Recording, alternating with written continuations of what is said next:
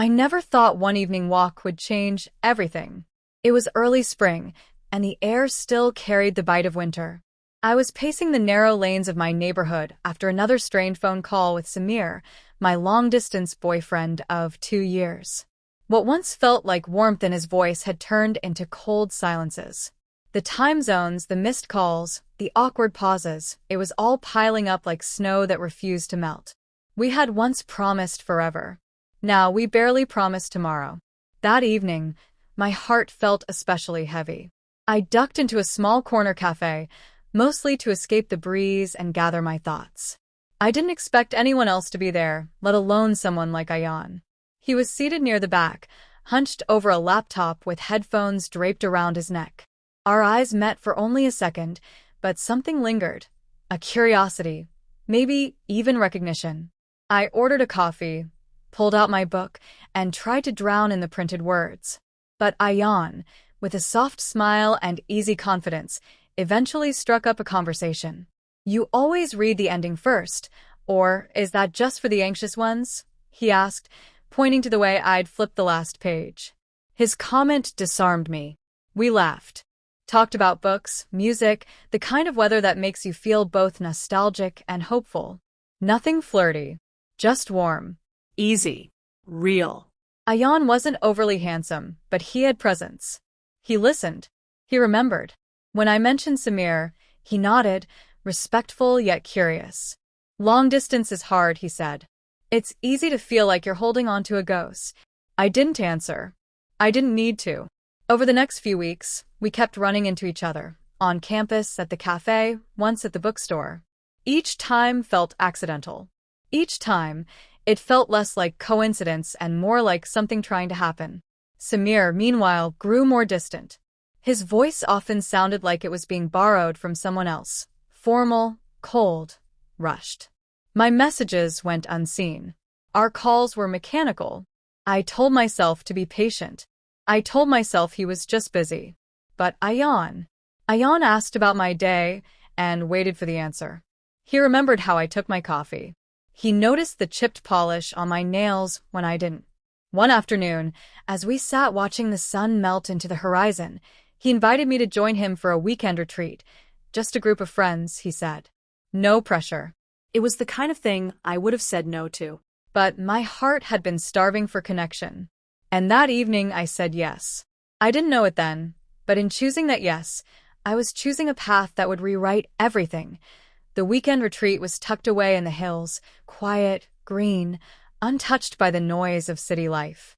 Ayan drove us there, his playlist drifting between soft instrumentals and forgotten classics. I told myself it was harmless. A group of friends. A getaway. But when we arrived, it was just the two of us. He had brought books, tea, and a camera. The cabin had one bedroom, and though he offered me the bed, I chose the couch. Still, the walls were thin. And so was the line I was walking. That weekend was wrapped in a kind of warmth I hadn't felt in years. We hiked through pine-scented trails, laughed over burnt toast, and stayed up talking about heartbreaks and dreams. Ayan spoke of his past with a sincerity that felt rare. No dramatics. Just truth. One night, it rained. We sat by the window watching droplets race down the glass. Without thinking, I rested my head on his shoulder. He didn't move. He just stayed there, solid, steady. And in that moment, I let go of the guilt. I stopped checking my phone. I stopped waiting for Samir. It had been 2 days, and he hadn't called. No missed messages. No apology. Just silence. Ayan, meanwhile, was right there, present, attentive, real. I told myself I wasn't doing anything wrong. That emotional intimacy wasn't betrayal.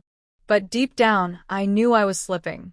When we returned to the city, Ayan and I kept meeting, often quietly. We shared dinners, music, inside jokes. He made life feel lighter. And every time I tried to draw a line, he blurred it with kindness. My best friend, Noor, noticed the change. "Are you sure about this?" she asked. "I mean, Ayan seems great, but don't lose yourself trying to escape something else." But it didn't feel like escape. It felt like arrival. Eventually, I ended things with Samir. There was no dramatic breakup, just a quiet message, a paragraph I rewrote 5 times before pressing send. He replied a day later. I figured. Take care. That was it. 2 years, dissolved in 2 sentences. I expected pain. I expected regret. But all I felt was a strange kind of relief.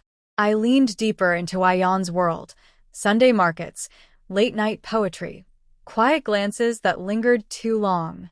I started to believe this was the love story I had been waiting for all along. He never asked for more, never rushed me. And maybe that's what made it easier to fall, because I convinced myself it was safe. But love built on unspoken truths can only last so long before silence becomes a scream. And in Ayan's silence, something darker was waiting, something I hadn't seen coming. I found it accidentally, tucked beneath a stack of printed photographs Ayan had left on his desk. One picture caught my eye. Him, arms around a woman, both laughing under fairy lights. The back was scribbled with neat handwriting. To forever, Maya. My stomach clenched. At first, I told myself it was old. Maybe a friend. Maybe a cousin. But doubt has a voice, and that voice grew louder with every passing hour. That night, I asked him directly. He didn't lie. Not entirely. She's someone from back home, he said. Our families are close. There's talk of us getting engaged. But it's not real, not like this. He reached for my hand. You know what we have. You feel it, don't you? I didn't pull away. But something in me fractured. The days that followed were confusing. Ayan still showed up, still smiled, still said all the right things. But I had become a question mark in my own story. Then came the final blow. One evening, I saw a post on social media, Maya and Ayan, side by side, holding hands in front of an engagement banner. My chest hollowed. The caption read, "Can't wait to build forever with you." I called him. No answer. Texted. No reply. When he finally did respond, it was a voice note.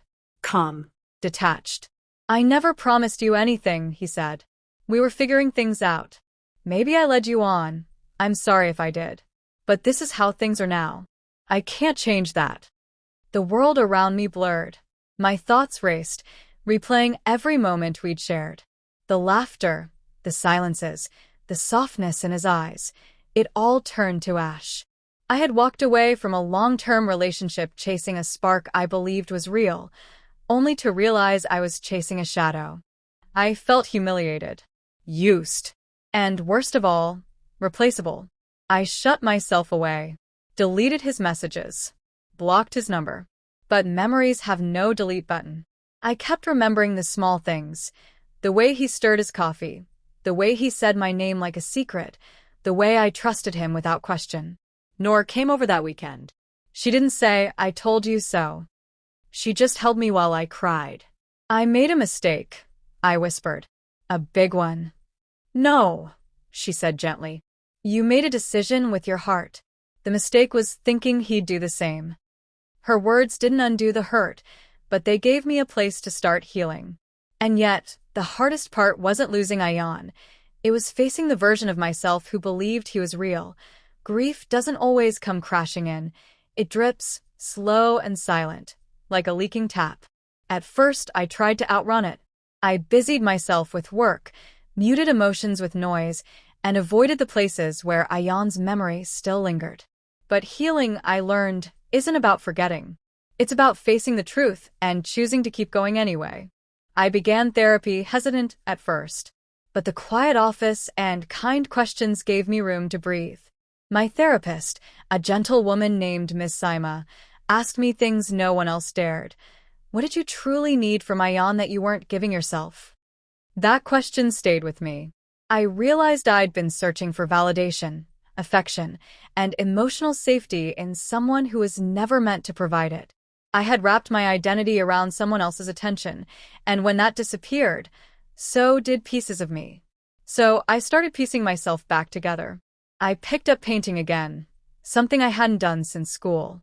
I joined a book club, reconnected with friends I'd slowly drifted away from, and began writing in a journal every morning.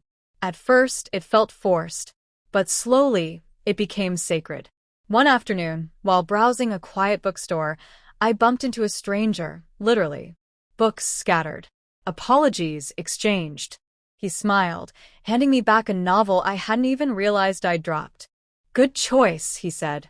That one breaks your heart and heals it in the same breath. We talked briefly about books, of course. Nothing more. I didn't feel a spark, but I felt calm. And that was enough. Around the same time, Samir reached out, not to reconcile, but to wish me well. He had moved on, he said, and hoped I was doing the same.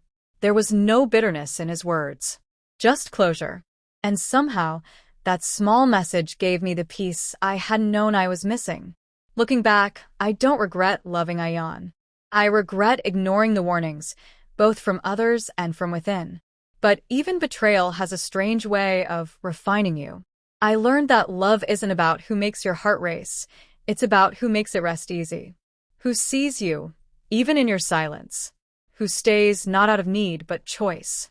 Now, when I pass by that corner cafe where it all began, I no longer feel that ache. I feel gratitude. Not for him, but for the lesson. Because yes, I made a difficult decision.